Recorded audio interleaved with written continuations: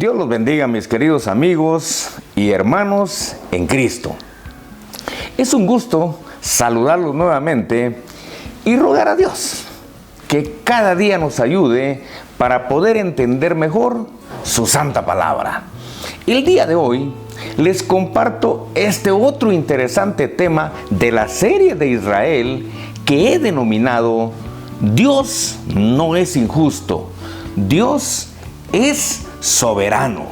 En el video anterior vimos que en Romanos capítulo 9 versículos del 6 al 13 el apóstol Pablo revela bíblicamente que Dios es totalmente libre, Dios es totalmente soberano para elegir a alguien para que le sirva. De esa cuenta vimos que de los descendientes de Abraham Jehová eligió a Isaac, que de los descendientes de Isaac Jehová eligió a Jacob, y que de los descendientes de Jacob o de Israel Jehová eligió a los israelitas creyentes, a aquellos que igual que Abraham tienen la virtud de creer en el Señor. De esa cuenta, afirmé que el Estado de Israel no es el pueblo elegido de Dios porque es un pueblo incrédulo. Y dije que el pueblo elegido son los israelitas creyentes. Sí, el pequeño remanente o remanente fiel. Ese es el verdadero Israel, el cual vive, dijimos, adentro de la nación de Israel. Hoy, el día de hoy, veremos que por las personas que Dios ha elegido, viene la pregunta: ¿y Dios es injusto por eso? Y el apóstol Pablo responde enfáticamente: en ninguna manera. Dios no es injusto, Dios es soberano. Y de esa soberanía es que trata Romanos capítulo 9, versículos del 14 al 29, que es lo que veremos el día de hoy. Sin embargo, antes de analizar este pasaje bíblico, es muy importante aclarar que Dios, oiga bien esto, que Dios no decreta que unos sean salvos y que otros sean condenados, como muchísimos cristianos creen hasta el día de hoy. Dios no condena a nadie, que le quede claro esto, por favor. Dios no condena a nadie por dos motivos. Primero, porque Dios no puede condenar a alguien que ya nació condenado. No debemos olvidar que todos los seres humanos nacemos condenados por el pecado de Adán. Precisamente por eso es que Romanos 3:23 revela que todos nacemos fuera del reino de Dios. Segundo, Dios no condena a nadie porque la naturaleza de Dios es bendecir. Dios no es condenación, Dios es salvación. Lo que Dios sí hace es escoger dentro de todos los condenados a una o a otra persona para poder cumplir su plan redentor aquí en la tierra. Además de lo anterior, quiero aclarar que Romanos capítulo 9, versículos 14 al 29, que es lo que vamos a estudiar el día de hoy, no se refiere a la salvación como muchos cristianos lo interpretan, sino se refiere a servicio, sí, a servicio a Dios. Recuerde, este pasaje que vamos a estudiar habla de servicio a Dios, no de salvación. Cuando se habla de vasos de honra, se habla de personas que nacieron condenadas por el pecado, pero que honran a Dios sirviéndole. Y cuando se habla de vasos de deshonra, se habla de personas que también nacieron condenadas, pero que además de ello se niegan a servirle a Dios. Recuerde, vaso de honra no es sinónimo de persona salva, y vaso de deshonra no es sinónimo de persona condenada.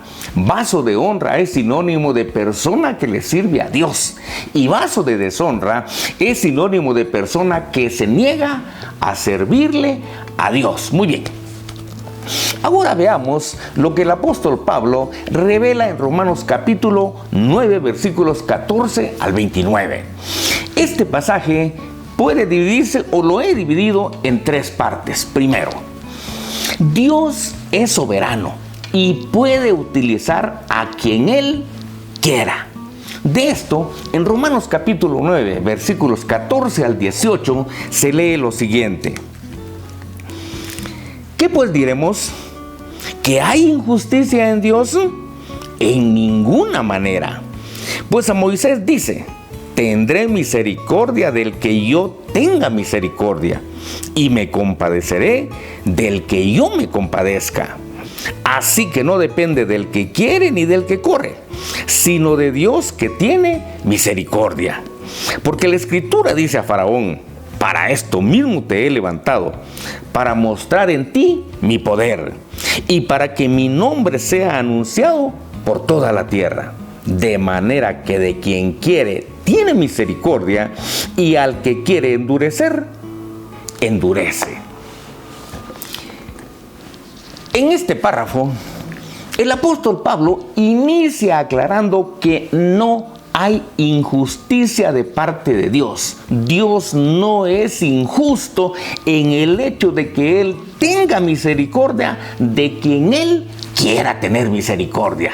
Y eso se lo aclara al mismísimo Moisés.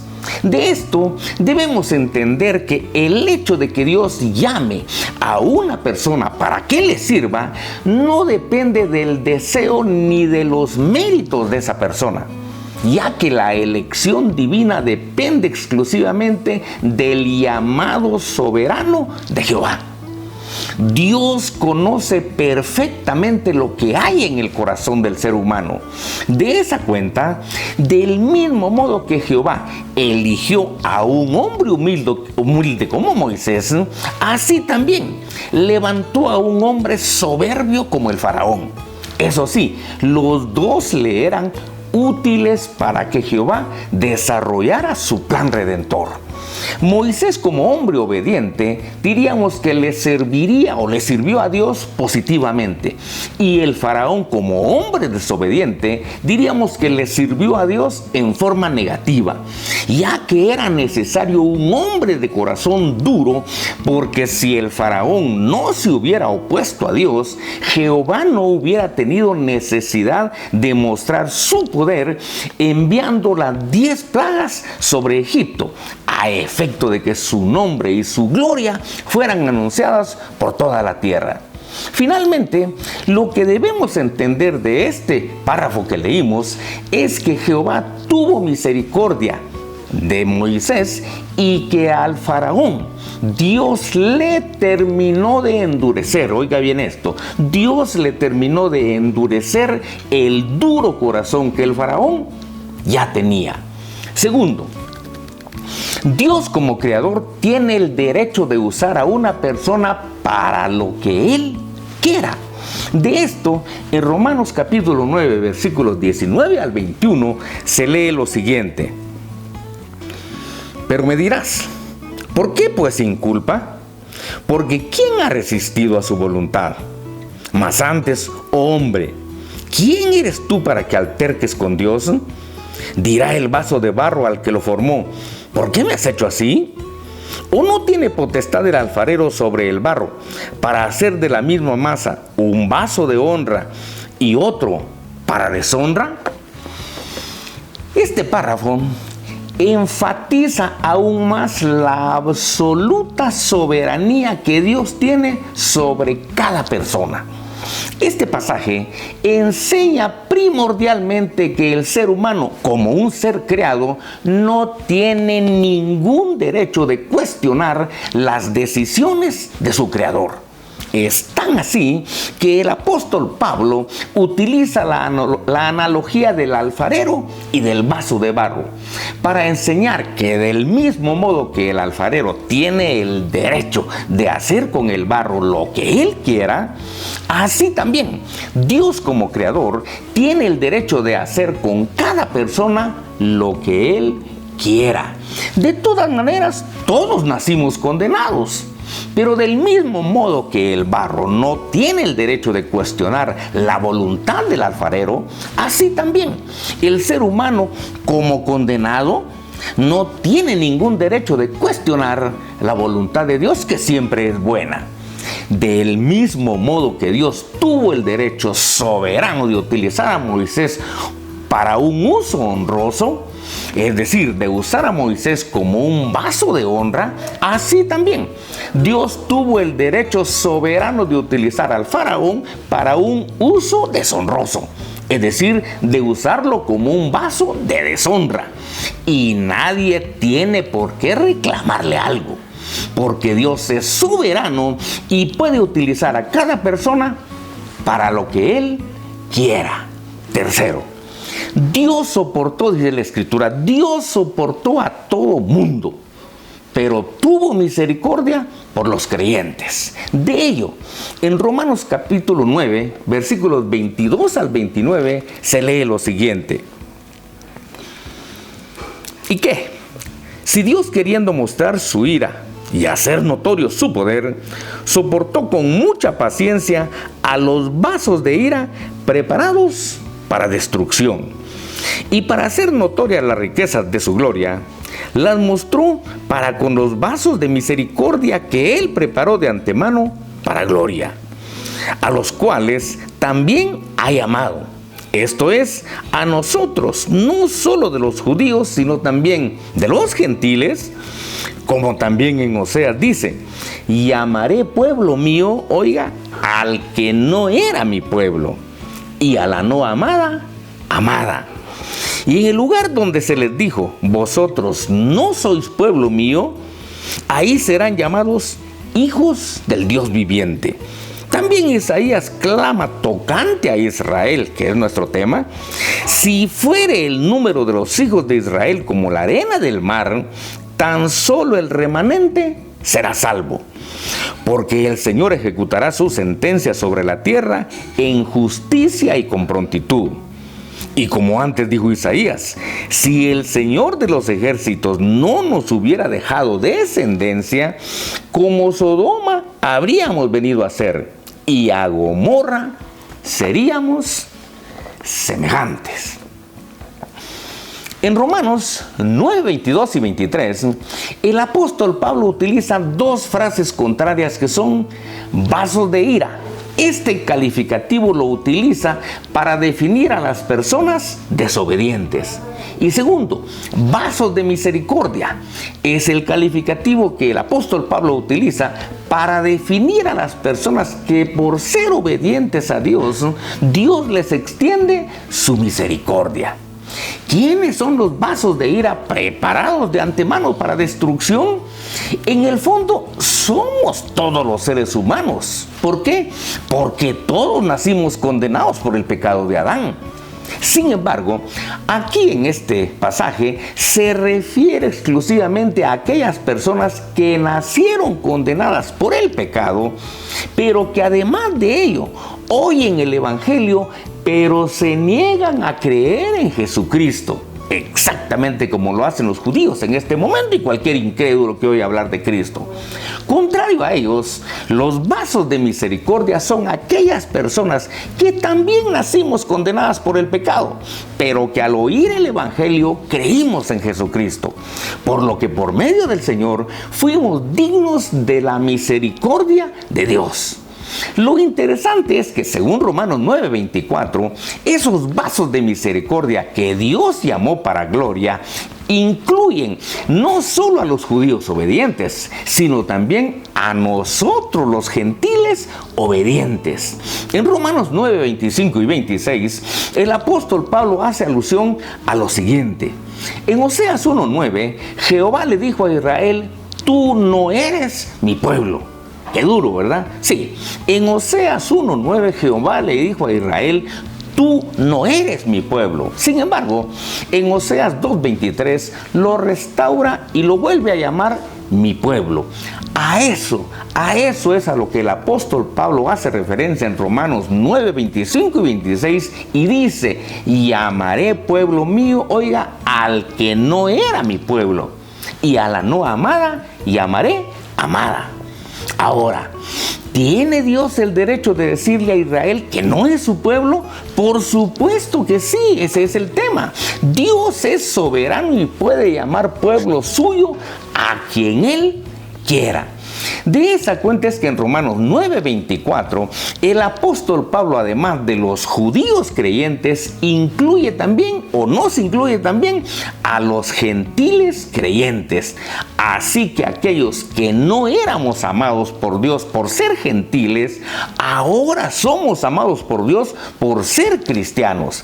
Esto usted puede verificarlo también en Primera de Pedro, capítulo 2, versículo 10. Luego en Romanos 9:27 al 29, refiriéndose al pueblo de Israel, el apóstol Pablo recuerda que Isaías, más o menos 700 años antes de Cristo, anticipó dos cosas. Primero, que si el número de los descendientes de Israel llegara a ser tan numeroso como la arena del mar, dice, de todas maneras solo el remanente fiel sería salvo.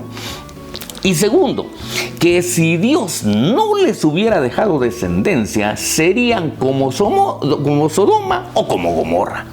Con lo anterior, el profeta Isaías estaba anticipando dos cosas. Primero, que aunque los habitantes de Israel lleguen a ser tan numerosos como la arena del mar, de todas maneras, por su rechazo a Jesucristo, solo el remanente fiel, solo los judíos cristianos van a terminar siendo salvos. Segundo, que si Dios no les hubiera dejado a algunos creyentes como descendencia, dice, Israel como pueblo de Dios sería como Sodoma o sería como Gomorra, que desaparecieron para siempre.